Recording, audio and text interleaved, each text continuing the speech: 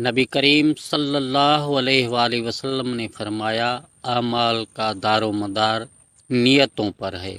ہر دن ایک نیا موقع ہوتا ہے کہ ہم اپنے نیت کو اللہ کی رضا کے لیے خالص کریں۔ اپنے دن کا آغاز فجر کی نماز سے کریں۔ یہ نہ صرف اللہ کے ساتھ آپ کا تعلق مضبوط کرتا ہے بلکہ آپ کے پورے دن کے لیے مثبت رویہ قائم کرتا ہے۔ وقت اللہ کی ایک عظیم نعمت ہے اور اس کا صحیح استعمال بہت اہم ہے۔ قرآن میں سورۃ العصر میں اللہ تعالیٰ فرماتا ہے، زمانے کی قسم، بے شک انسان خسارے میں ہے، سوائے ان کے جو ایمان لائے اور نیک اعمال کرتے رہے۔ اپنے دن کو نماز، خاندان، کام اور خود کو بہتر بنانے کے درمیان تقسیم کریں۔ اپنی عبادت، آرام، تعلیم اور دوسروں کی مدد کے لیے وقت نکالیں۔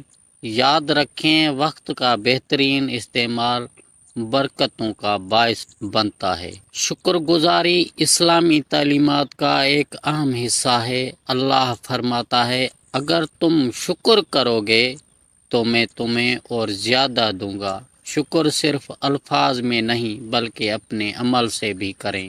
مشکل وقت میں صبر اور آسانی وقت شکر ادا کریں۔ صبر اور شکر کے ذریعے ہم اپنے ذہن کو مثبت رکھتے ہیں اور اللہ کے فیصلوں پر بھروسہ کرتے ہیں۔ نبی کریم صلی اللہ علیہ وآلہ وسلم نے فرمایا، مسکراہٹ بھی صدقہ ہے۔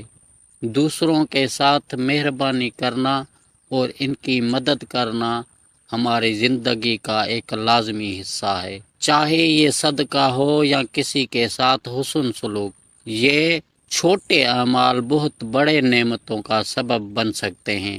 ہر دن چھوٹے چھوٹے اچھے اعمال کرنے کی عادت بنائیں، چاہے وہ عمل کتنا بھی معمولی کیوں نہ ہو۔ عبادت میں مستقل مزاجی اور علم کا حصول روحانی ترقی کی کنجی ہے۔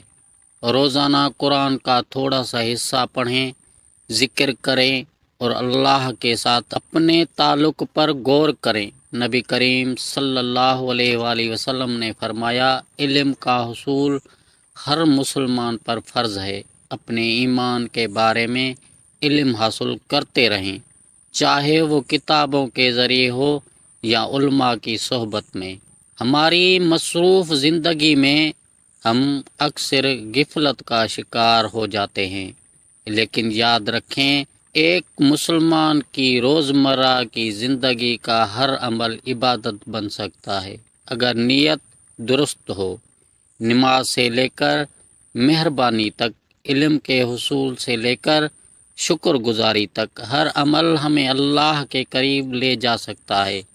اللہ ہمیں متوازن اور بامقصد زندگی گزارنے کی توفیق عطا فرمائے۔ آپ کے وقت کا شکریہ۔